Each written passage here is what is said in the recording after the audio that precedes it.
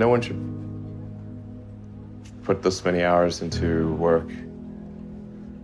This is not good. And people should not work this hard. They should not do this. It's very painful. Painful in what sense? It hurts my brain and my heart. Particularly if you're starting a company, you need to work super hard. So what does super hard mean? Well, when my brother and I were starting our first company, instead of getting an apartment, we just rented a small office and we slept on the couch. And we showered at the YMCA, and we're so hot up we had just one computer. So the website was up during the day, and I was coding at night, 7 days a week, all the time. And I sort of briefly had a girlfriend in that period, and in order to be with me, she had to sleep in the office. So work hard, like, every waking hour. That's the thing I would say particularly if you're starting a company. And I mean, if you do simple math, say like, okay, if somebody else is working 50 hours and you're working 100, you'll get twice as much done in the course of a year as the other company. Just work like hell. I mean, you just have to put in, 80 to 100-hour weeks every week. And then a lot of work. All those things improve the odds of success. I mean, if other people are putting in 40-hour work weeks and you're putting in 100-hour work weeks, then even if you're doing the same thing, you know that in 1 year you will achieve what they achieve. You will achieve in 4 months what it takes them a year to achieve. What was your biggest failure, and how did it change you? We almost did die at SpaceX, actually. So I budgeted for 3 flights. I mean, technically, I did have a plan where I had the money from PayPal. I had like about 180 million from PayPal. And I thought, I'll allocate half of that to SpaceX and Tesla and Solar City, and that should be fine. I'll have 90 million. Like, it's just lots, But then what happened is things cost more and took longer than I thought. So I had a choice of either put the rest of the money in or the companies are going to die. And it's like, so I ended up putting all the money in and borrowing money for rent from friends. 2008 was brutal. 2008 we had the 3rd consecutive failure of the Falcon rocket for SpaceX. Tesla almost went bankrupt. We closed our financing round 6 p.m. Christmas Eve 2008. It was the last hour of the last day that it was possible. We would have gone bankrupt 2 days after Christmas otherwise. SpaceX is alive by the skin of its teeth, so is Tesla. If things had just gone a little bit the other way, both companies would be dead. And I had, like, one of the most difficult choices I have ever faced in life was in 2008. I think I had maybe $30 million left, or $30 or $40 million left in 2008. And I had 2 choices. I could put it all into one company, and then the other company would definitely die, or split it between the 2 companies.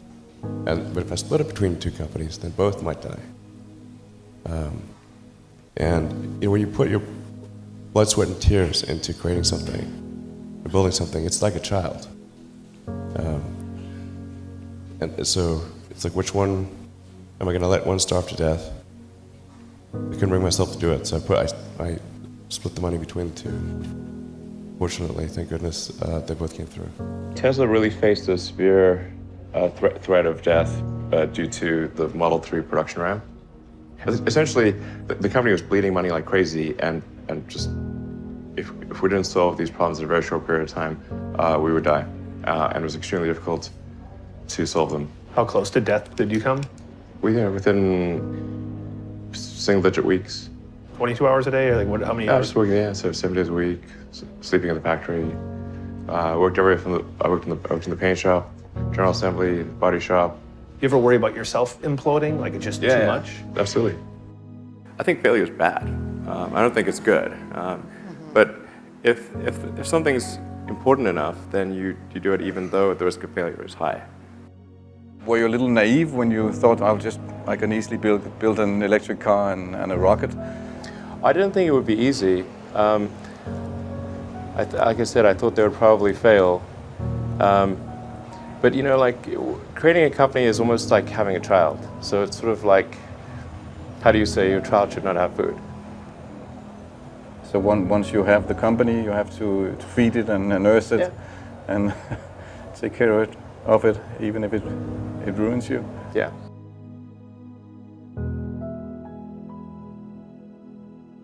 But I suppose there were some tough times in 2008, end of 2008. How did you get through that period of crisis? Yeah. Can we just break for a second? Sure, of course. Yeah. You want to wait a little while? Man, I sure hope it was worth it. Sure hope so. Pardon me? Sure hope it was worth it. Well, there's a ton of failures along the way, that's for sure. Like I said, as I said, for SpaceX, the first 3 launches failed. And we actually were just barely able to scrape together enough parts and money to do the 4th launch. If that 4th launch had failed, we would have been dead. So multiple failures along the way. I tried very hard to get the right expertise in for SpaceX. I tried hard to find a great chief engineer for the rocket, but the good chief engineers wouldn't join, and the bad ones, well, there was no point in hiring them. So I ended up being chief engineer of the rocket. So if I could have found somebody better, then we would have maybe had less than 3 failures. When you had that 3rd failure in a row, did you think, I need to pack this in? Never. Why not? I don't ever give up. I mean, I'd have to be dead or completely incapacitated. You know, there are American heroes who don't like this idea. Neil Armstrong, Gene Cernan have both testified against commercial spaceflight in the way that you're developing it, and I wonder what you think of that. I was very sad to see that, because those guys are, those guys are heroes of mine, so it's really tough. I wish they would come and visit and see the hardware that we're doing here. And I think that would change their mind. They inspired you to do this, didn't they? Yes. And to see them casting stones in your direction. It's difficult. Did you expect them to cheer you on? So they're hoping they would. Something that can be helpful is fatalism, to some degree. If you just accept the probabilities, then that diminishes fear. When starting SpaceX, I thought the odds of success were less than 10%. And I just accepted that actually probably I would just lose everything. But that maybe would make some progress. If we could just move the ball forward, even if we died, maybe some other company could pick up the baton and keep moving it forward, so that would still do some good. Same with Tesla. I thought the odds of a car company succeeding were extremely low. In creating these companies, we thought that we would be successful.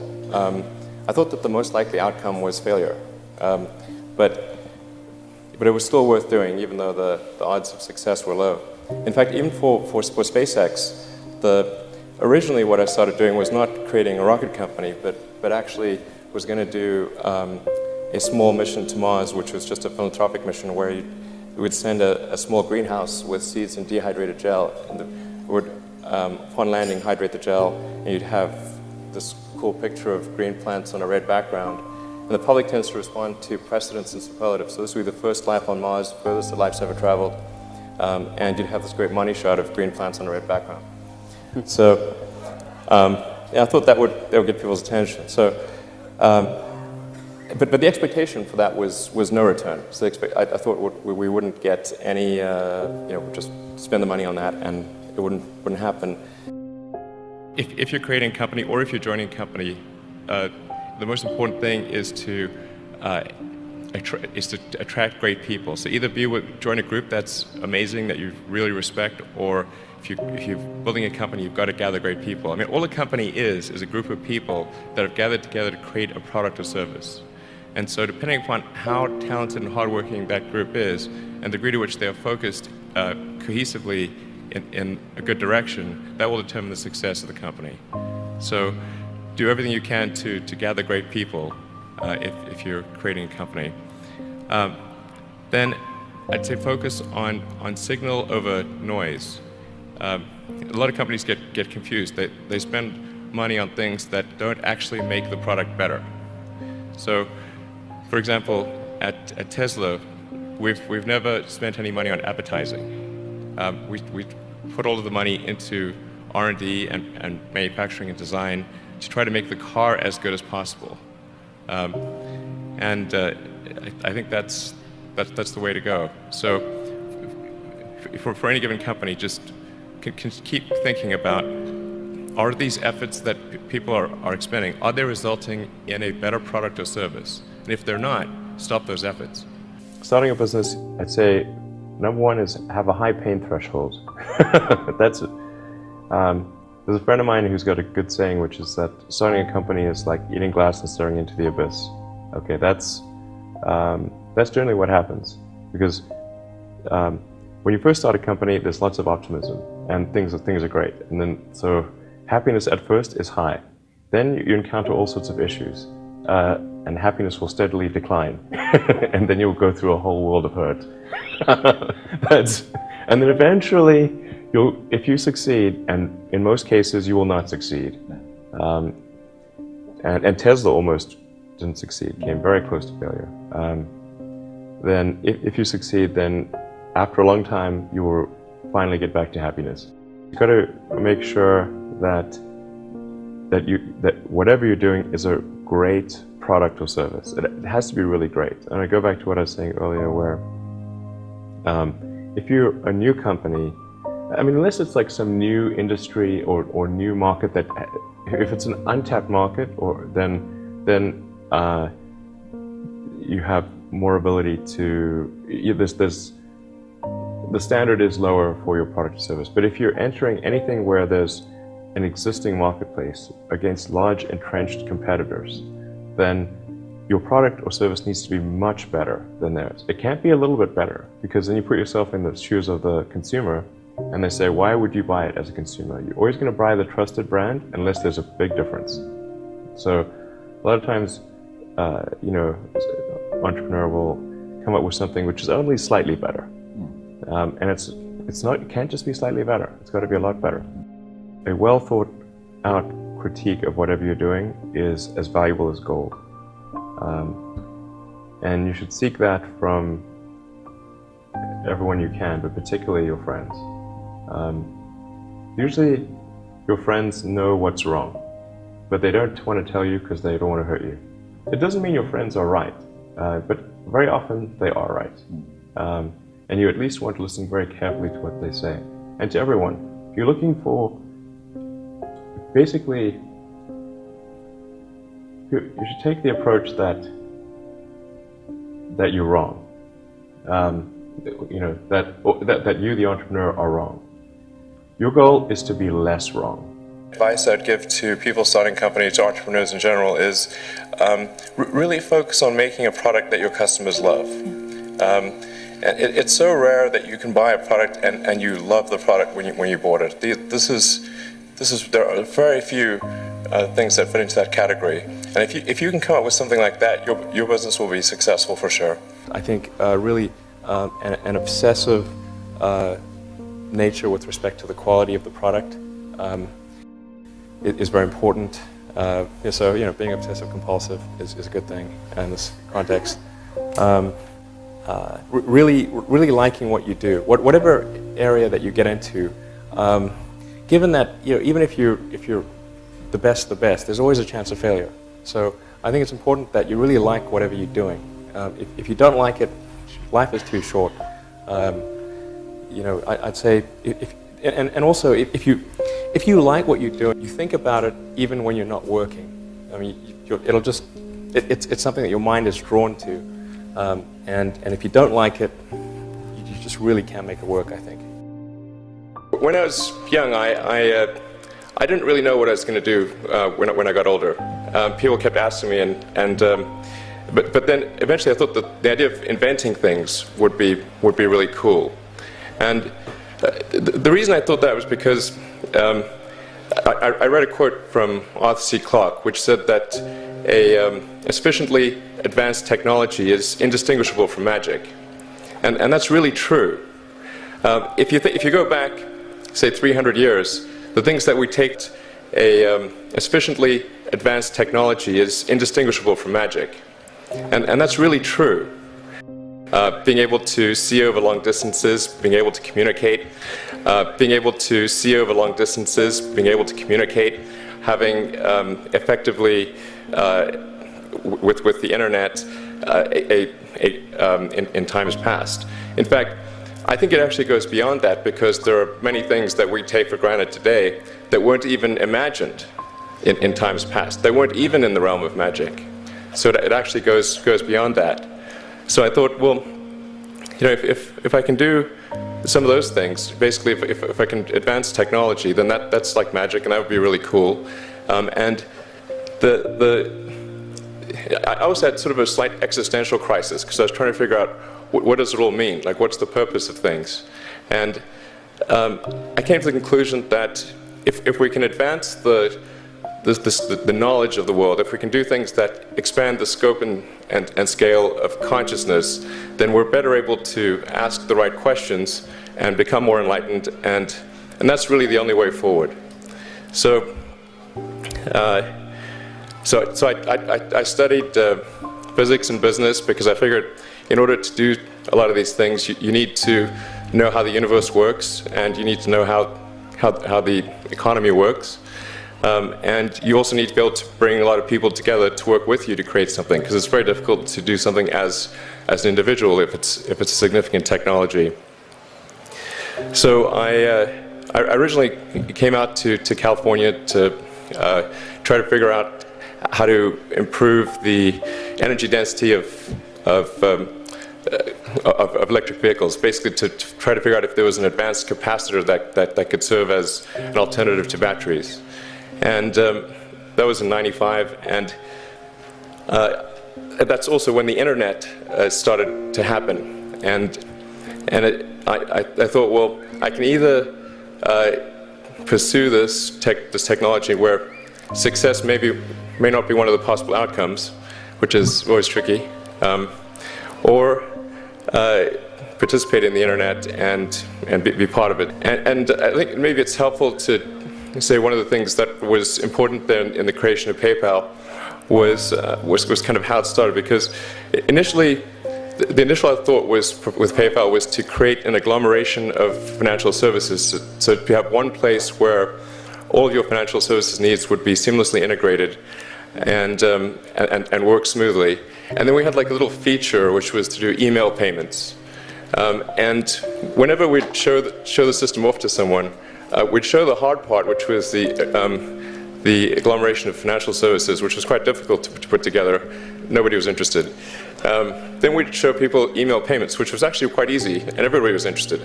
So we focused on email payments and really try to make that work, and that's what really got things to take off. But if we hadn't responded to what people said, then we probably would not have been successful. So it's important to look for things like that and focus on them when you see them, and correct your prior assumptions. Going from PayPal, I thought, well, what are some of the other problems that are likely to most affect the future of humanity? It really wasn't from the perspective of what's the rank-ordered best way to make money, which is okay, but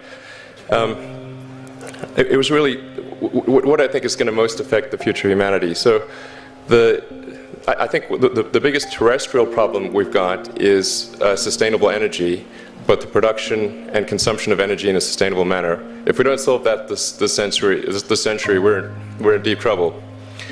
And then the other one being the extension of life beyond Earth to make life multiplanetary. When I started SpaceX, initially I thought that well, there's no way one could possibly start a rocket company. I wasn't that crazy. But then I thought, well, what is a way to increase NASA's budget? That was actually my initial goal. So obviously, the financial outcome from such a mission would probably be zero. So anything better than that was on the upside. So I actually went to Russia 3 times to look at buying a refurbished ICBM. And I can tell you it was very weird going there in 2000, late 2001, 2002, going to the Russian rocket forces and saying, I'd like to buy 2 of your biggest rockets, but you can keep the nuke. And after making several trips to Russia, I came to the conclusion that actually my initial impression was wrong about because my initial thought was, well, that there's not enough will to explore and expand beyond Earth and have a Mars base and that kind of thing. But I came to the conclusion that was wrong. In fact, there's plenty of will, particularly in the United States, because the United States is a nation of explorers, of people who came here from other parts of the world. And I think the United States is really a distillation of the spirit of human exploration. So after my 3rd trip, I said, okay, well, what we really need to do here is try to solve the space transport problem, and started SpaceX. This was against the advice of pretty much everyone I talked to. One friend made me sit down and watch a bunch of videos of rockets blowing up. Let me tell you, he wasn't far wrong. It was tough going there in the beginning because I'd never built anything physical. I mean, I'd built like little model rockets as a kid and that kind of thing, but I'd never had a company that built anything physical. So I had to kind of figure out how to do all these things and bring together the right team of people. We did all that and then failed 3 times. It was tough going. Because the thing about a rocket is that the passing grade is 100%. You don't get to actually test the rocket in the real environment that it's going to be in. So I think the best analogy for rocket engineering is like if you want to create a really complicated bit of software, you can't run the software as an integrated whole, and you can't run it on the computer it's intended to run on. But the first time you put it all together and run it on that computer, it must run with no bugs. The first launch, I was picking up bits of rocket near the launch site. It was a bit sad. But we learned with each successive flight, and were able to, eventually with the 4th flight in 2008, reach orbit. And that was also with the last bit of money that we had. So we got the Falcon 1 to orbit, and then began to scale that up to the Falcon 9, which is about an order of magnitude more thrust. It's around 1 million pounds of thrust. And we managed to get that to orbit, and then developed a Dragon spacecraft, which recently was able to dock and return to Earth from the space station. So it's a huge relief. Still can't quite believe it actually happened. But there's a lot more that must happen beyond this in order for humanity to become a spacefaring civilization, ultimately a multi-planet species. And that's something I think it's vitally important, and I hope that some of you will participate in that, either at SpaceX or at other companies, because it's just really one of the most important things for the preservation and extension of consciousness. I mean, it's worth noting, as I'm sure people are aware, the Earth has been around for 4 billion years, and civilization, at least in terms of having writing, has been around for 10,000 years, and that's being generous. So it's really somewhat of a tenuous existence that civilization and consciousness, as we know it, has been on Earth. And I think I'm actually fairly optimistic about the future of Earth. So I don't want to sort of people to have the wrong impression that I think we're all about to die. I think things will most likely be okay for a long time on Earth, but not for sure, but most likely. But even if it's sort of 99% likely, a 1% chance is still worth spending a fair bit of effort to ensure that we've backed up the biosphere, planetary redundancy, if you will, and so I think it's really quite important. And in order to do that, there's a breakthrough that needs to occur, which is to create a rapidly and completely reusable transport system to Mars, which is one of those things that's right on the borderline of impossible. But that's sort of the thing that we're going to try to achieve there with SpaceX. When I was a kid, I was wondering kind of what's the meaning of life? Like, why are we here? What's it all about? And I came to the conclusion that what really matters is trying to understand the right questions to ask. And the more that we can increase the scope and scale of human consciousness, the better we are able to ask these questions. So I think that there's certain things that are necessary to ensure that the future is good. And some of those things are, in the long term, having long-term sustainable transport and sustainable energy generation. And to be a spacefaring civilization, and for humanity to be out there among the stars and be a multi-planetary species. I think being a multi-planet species and being out there among the stars is important for the long-term survival of humanity, and that's one reason, kind of like life insurance for life collectively, life as we know it. But then the part that I find personally most motivating is that it creates a sense of adventure, and it makes people excited about the future. If you consider two futures, one where we are forever confined to Earth until eventually something terrible happens, or another future where we are out there on many planets, maybe even going beyond the solar system, I think that second version is incredibly exciting and inspiring, and there need to be reasons to get up in the morning. Life can't just be about solving problems. Otherwise, what's the point? There's got to be things that people find inspiring and make life worth living. You're 47. What is the likelihood that you personally will go to Mars? 70%. We've recently made a number of breakthroughs that I'm just really fired up about. And when does that happen? In our lifetimes? Yeah.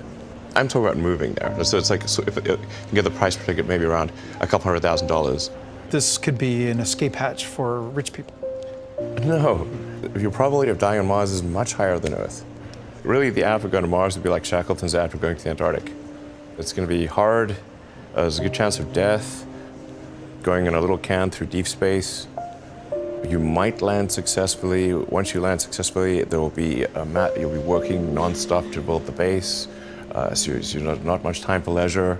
And once you get there, even after doing all this, it's a very harsh environment, so there's a good chance you die there. We think you can come back, but we're not sure. Now, does that sound like an escape hatch for rich people? And yet you would unhesitatingly go. There's lots of people that climb mountains.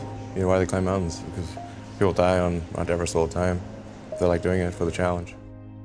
I think that the probable outcome for civilization on Earth is quite good for a long time. But I still think that we should try to extend life beyond Earth and and the thing to do is to establish a base on Mars and try to make that a self-sustaining base as soon as possible.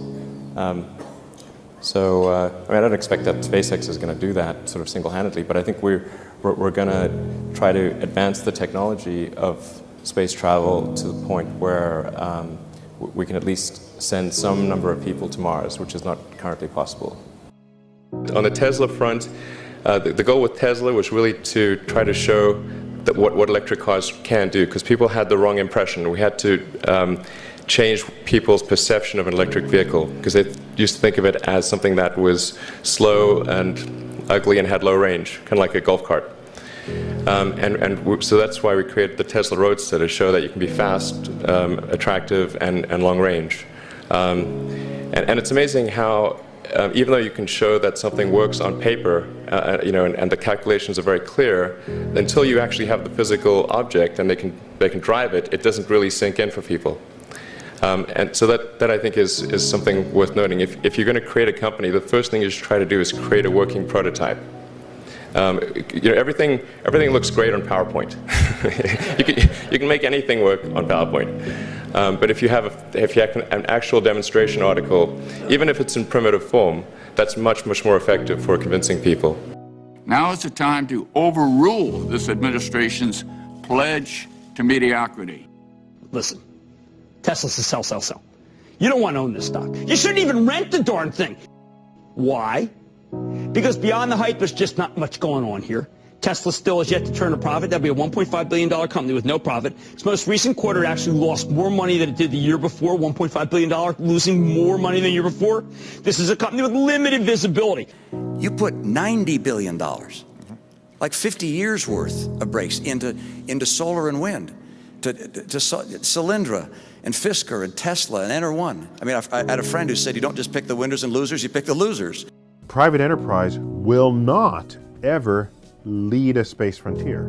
Not because I don't want them to, but my read of history tells me they can't. It's not possible. One of the biggest mistakes people generally make, and I'm guilty of it too, is wishful thinking. Like you want something to be true, even if it isn't true. And so you ignore the things that, you ignore the real truth because of what you want to be true. This is a very difficult trap to avoid. And like I said, it's certainly one that I find myself in having problems with. But if you just take that approach of you're always to some degree wrong, and your goal is to be less wrong, and solicit critical feedback, particularly from friends. Like friends, particularly friends, if somebody loves you, they want the best for you. They don't want to tell you the bad things.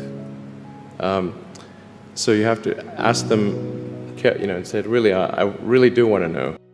If you were 22 today, what would the 5 problems that you would think about working on be?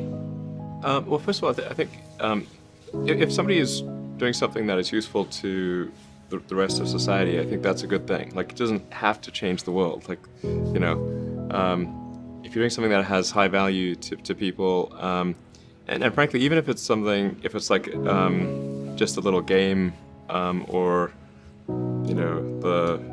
some improvement in photo sharing or something. If it has a small amount of good for a large number of people, I think that's fine. Like, stuff doesn't need to be changed the world just to be good. But in terms of things that I think are most likely to affect the future of humanity, I think AI is probably the single biggest item in the near term that's likely to affect humanity. So it's very important that we have the advent of AI in a good way. That is something that if you could look into the crystal ball and see the future, you would like that outcome, because it is something that could go wrong, as we've talked about many times, and so we really need to make sure it goes right. That's I think AI. Working on AI and making sure it's a great future, that's the most important thing I think right now, the most pressing item.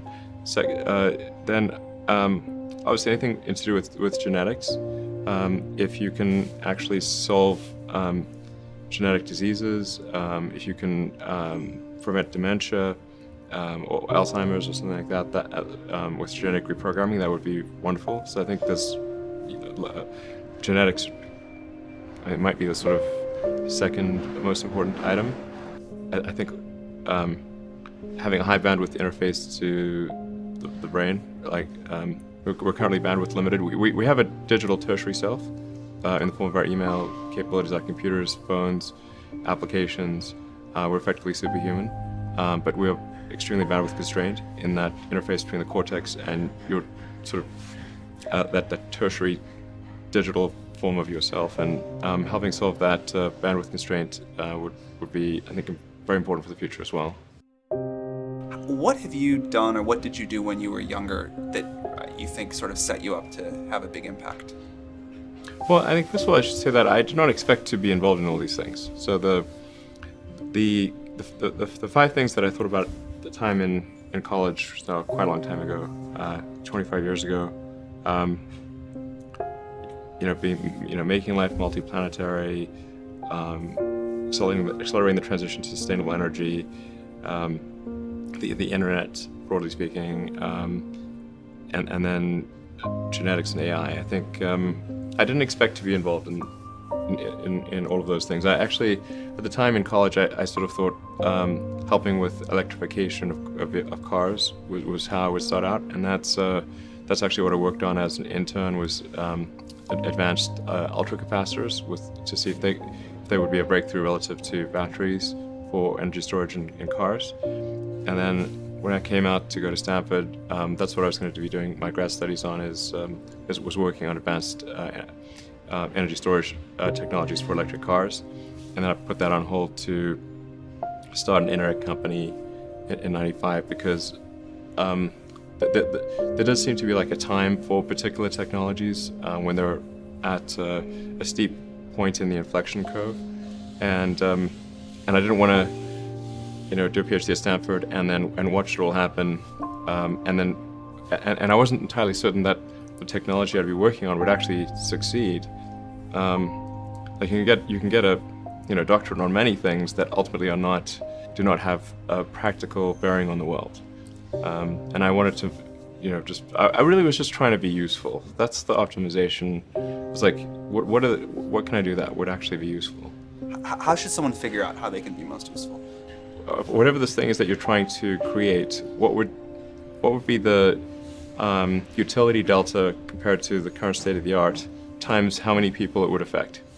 So that's why I think having something that makes a big difference but affects a sort of small to moderate number of people is great, as is something that makes even a small difference but affects a vast number of people.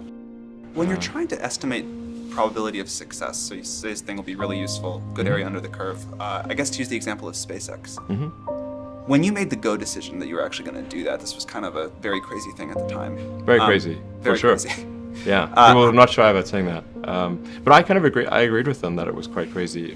Crazy if the objective was to achieve the best risk-adjusted return, starting a rocket company is insane. But that was not my objective. I'd simply come to the conclusion that if something didn't happen to improve rocket technology, we would be stuck on Earth forever. And the big aerospace companies had just had no interest in radical innovation. All they wanted to do was try to make their old technology slightly better every year, and in fact, sometimes it would actually get worse. And particularly in rockets, it's pretty bad. Like in '69, we were able to go to the moon with the Saturn V, and then the space shuttle could only take people to low Earth orbit, and then the space shuttle retired. I mean, that trend is basically trends to zero. People sometimes think technology just automatically gets better every year, but it actually doesn't. It only gets better if smart people work like crazy to make it better. That's how any technology actually gets better. And by itself, technology, if people don't work on it, actually will decline. I mean, you can look at the history of civilizations, many civilizations, and look at, say, ancient Egypt, where they were able to build these incredible pyramids, and then they basically forgot how to build pyramids. And then even hieroglyphics, they forgot how to read hieroglyphics. So we look at Rome and how they were able to build these incredible roadways and aqueducts and indoor plumbing, and they forgot how to do all of those things. And there are many such examples in history. So I think should always bear in mind that entropy is not on your side. You may have heard me say that it's good to think in terms of the physics approach of first principles, which is, rather than reasoning by analogy, you boil things down to the most fundamental truths you can imagine, and you reason up from there. And this is a good way to figure out if something really makes sense, or if it's just what everybody else is doing. It's hard to think that way. You can't think that way about everything. It takes a lot of effort. But if you're trying to do something new, it's the best way to think. And that framework was developed by physicists to figure out counterintuitive things like quantum mechanics. So it's really a powerful method. How do you think about making a decision when everyone tells you this is a crazy idea? Or where do you get the internal strength to do that? Well, first of all, I'd say I actually think I feel fear quite strongly. So it's not as though I just have the absence of fear. I feel it quite strongly. But there are just times when something is important enough, you believe in it enough, that you do it in spite of the fear. People shouldn't think, well, I feel fear about this and therefore I shouldn't do it.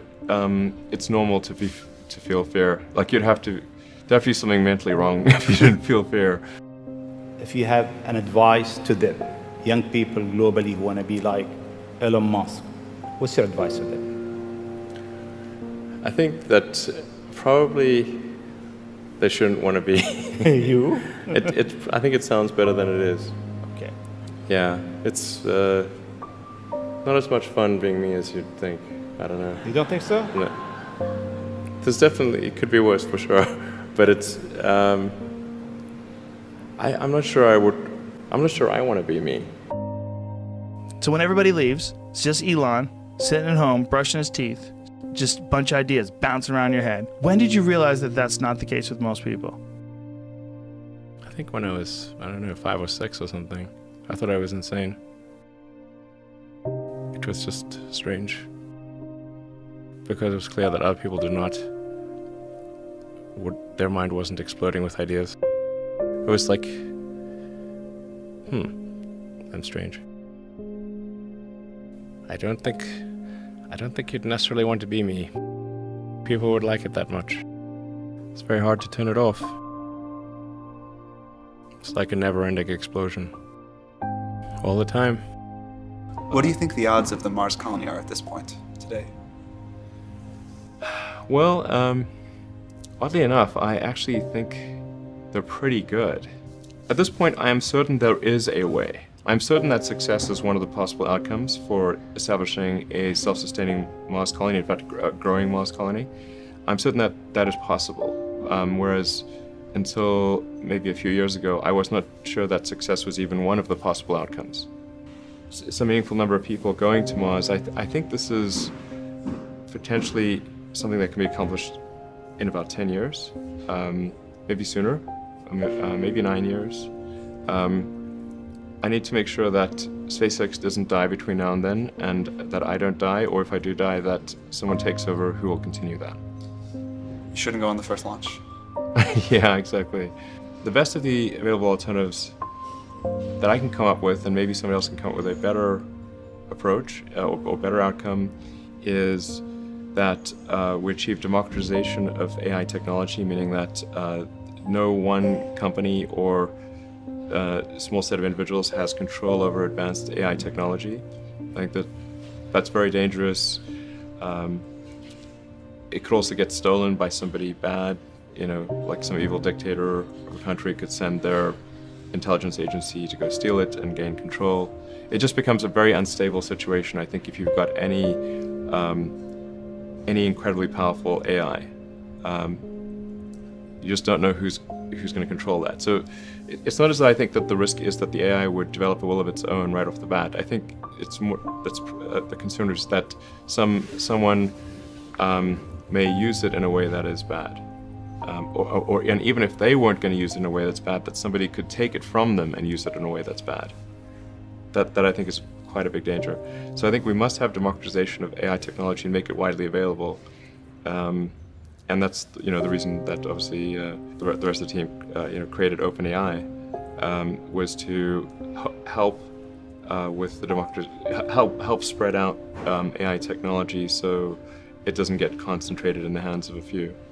But then of course that needs to be combined with solving the high bandwidth interface to the cortex. Humans are so slow. Humans are so slow. Yes, exactly. But we already have a situation in our brain where we've got the cortex and the limbic system. And the limbic system is kind of that's the primitive brain. It's kind of like your instincts and whatnot. And then the cortex is the thinking upper part of the brain. Those two seem to work together quite well. Occasionally your cortex and limbic system may disagree. Generally works pretty well, and it's like rare to find someone who I've not found someone who wishes to either get rid of their cortex or get rid of their limbic system. So I think if we can effectively merge with AI by improving that the neural link between your cortex and your digital extension of yourself, which already, like I said, already exists, just has a bandwidth issue, and then effectively you become an AI human symbiote, and if that then is widespread with anyone who wants it can have it, then we solve the control problem as well.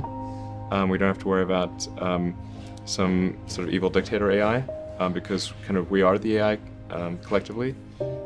That seems like the best outcome I can think of. I think we've got a really talented group at OpenAI. Yeah, really talented team, and they're working hard.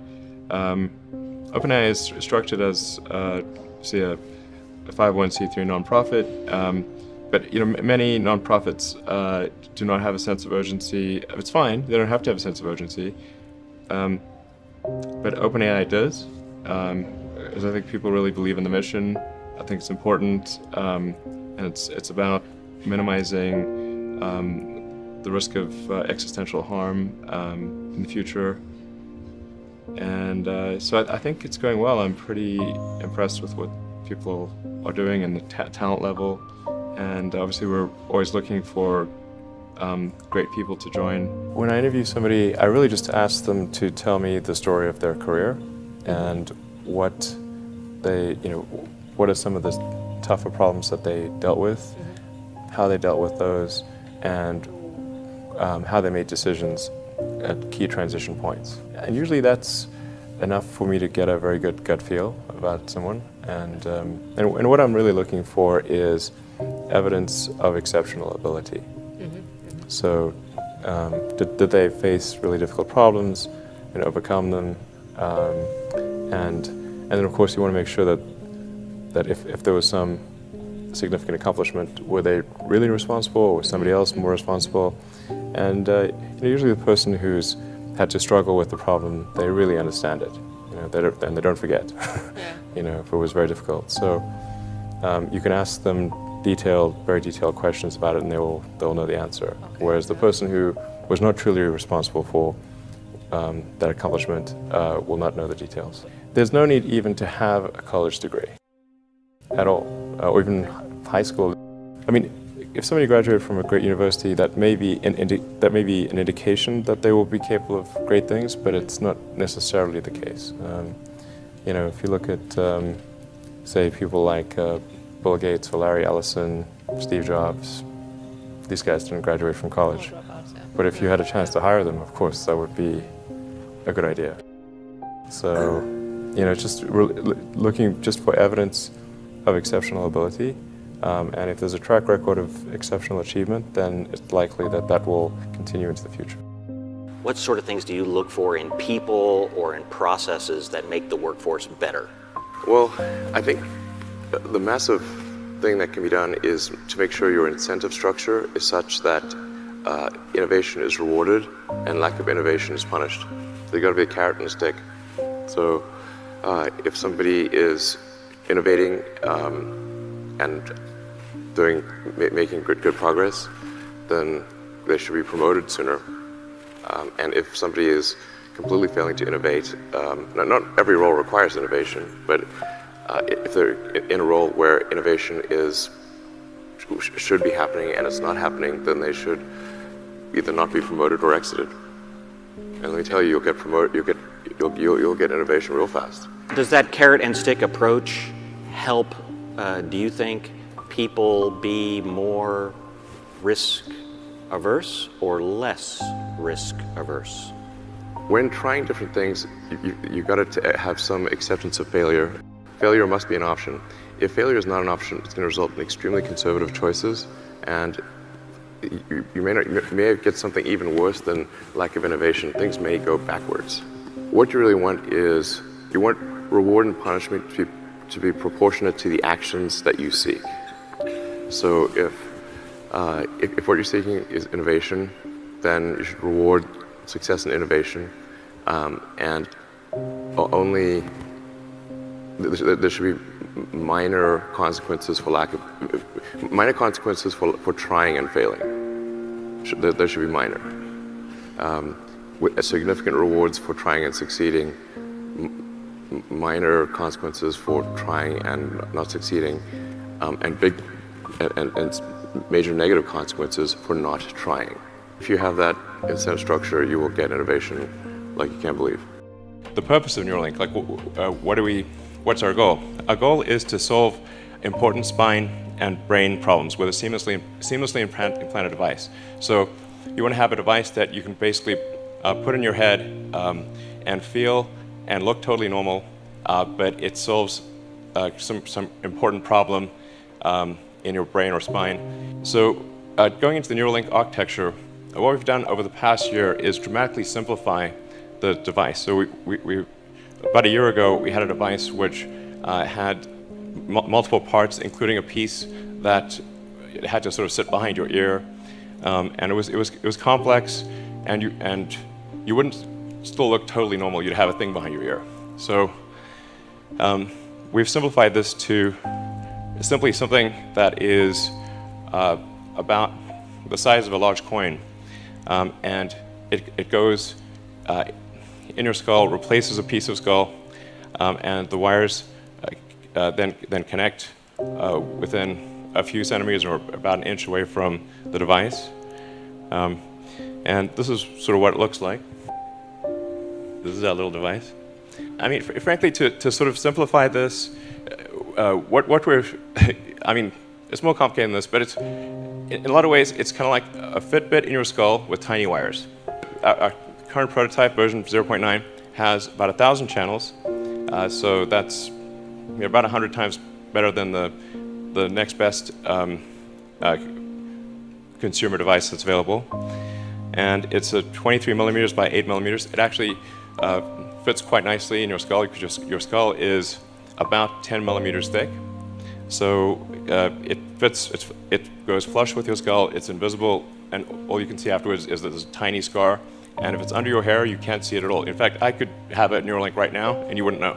It's also inductively charged, so it's charged in the same way that you charge a smartwatch or a phone. And so you can use it all day, charge it at night, and have full functionality. So you would really, it would be completely seamless, and yeah, no wires. In terms of getting a link, so that, you need to have the device, a great device, and you also need to have a great robot that puts in the electrodes and does the surgery. So you want the surgery to be as automated as possible, and the only way you can achieve the level of precision that's needed is with an advanced robot. The link procedure, the installation of a link, done in under an hour. So you can basically go in the morning and leave the hospital in the afternoon. And it can be done without general anesthesia. So this is our surgical robot. And we actually ultimately want this robot to do essentially the entire surgery. So in everything from incision, removing the skull, inserting the electrodes, placing the device, and then closing things up and having you ready to leave. So we want to have a fully automated system. How do you spend your days now? Like, what do you allocate most of your time to? My time is mostly split.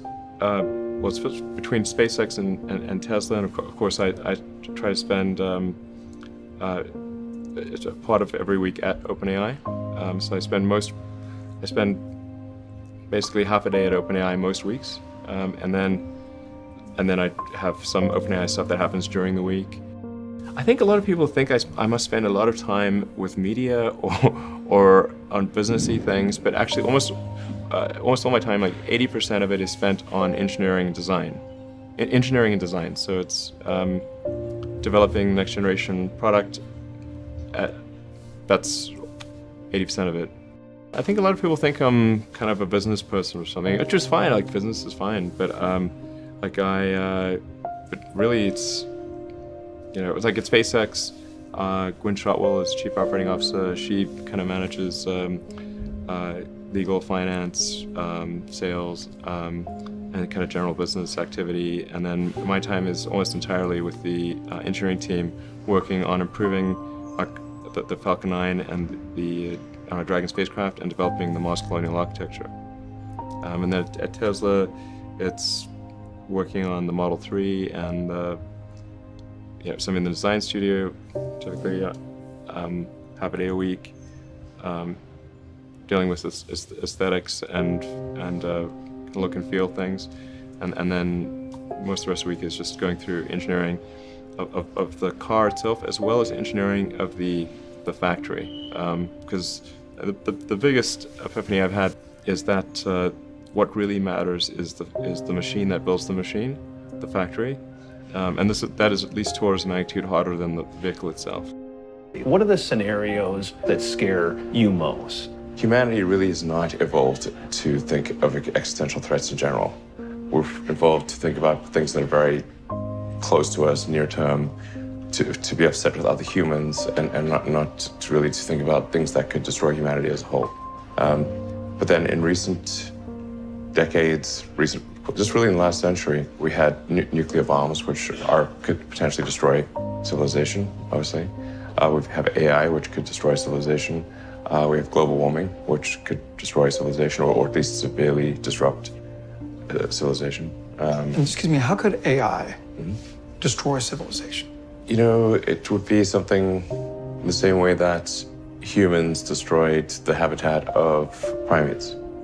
I mean, it wouldn't necessarily be destroyed, but we might be relegated to a small corner of the world. When Homo sapiens became much smarter than other primates, it pushed all the other ones into small habitats. Couldn't AI, even in this moment, just with the technology that we have before us, be used in some fairly destructive ways? You could make a swarm of assassin drones for very little money by just taking the Face ID chip that's used in cell phones and having a small explosive charge and a standard drone, and have them just do a grid sweep of the building until they find the person they're looking for, ram into them and explode. You can do that right now. No new technology is needed. Right now. People just think this stuff is of sci-fi novels and movies, and it's so far away. But every time I hear you speak, it's like, well, no, this stuff is sitting. It's right here. Probably a bigger risk than being hunted down by a drone is that AI would be used to make incredibly effective propaganda that would not seem like propaganda. So these are deep fakes.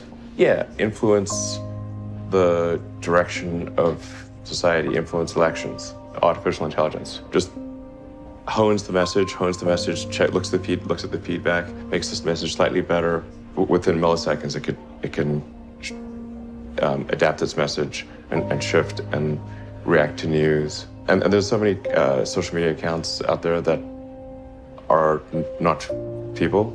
Like, how do you know it's a person, not a person? People look like they have a much better life than they really do. People are posting pictures of when they're really happy. They're modifying those pictures to be better looking. Even if they're not modifying the pictures, they're at least selecting the pictures for the best lighting, the best angle. So people basically seem they're way better looking than they basically really are. And they're way happier seeming than they really are. So if you look at everyone on Instagram, you might think, man, there are all these happy, beautiful people, and I'm not that good looking and I'm not happy. So I must suck, and that's gonna make people sad. When in fact, those people you think are super happy, actually not that happy. Some of them are really depressed. They're very sad. Some of the happiest seeming people, actually some of the saddest people in reality. So I think things like that can make people quite sad. This may sound corny, but love is the answer. Wouldn't hurt to have more love in the world. I think people should be nicer to each other and give more credit to others, and don't assume that they're mean until you know they're actually mean. It's easy to demonize people. You're usually wrong about it. People are nicer than you think. Give people more credit. There's going to be some amount of failure. But you want your net useful output to be maximized. Failure is essentially irrelevant unless it is catastrophic. The final thing I would encourage you to do is, now is the time to take risk. As you get older, your obligations increase. So and once you have a family, you start taking risk not just for yourself, but for your family as well. It gets much harder to do things that might not work out. So now is the time to do that before you have those obligations. So I would encourage you to take risks now. Do something bold. You won't regret it.